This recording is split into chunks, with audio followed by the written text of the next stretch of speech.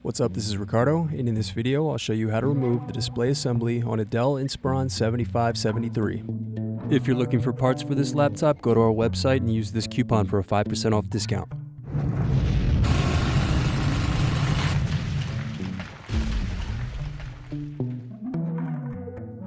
First, remove bottom base screws.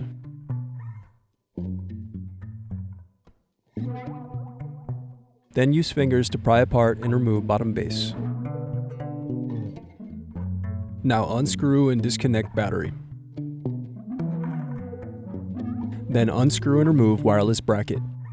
Now disconnect and remove wireless card. Then disconnect display cable. Now unscrew and remove display assembly.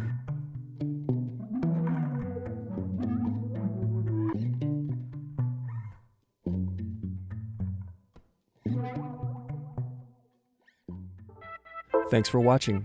Don't forget to like and subscribe if you enjoyed this video. And if you need more, check out this playlist to watch other tutorials for your laptop. You can also click here to find parts for your laptop at partspeople.com.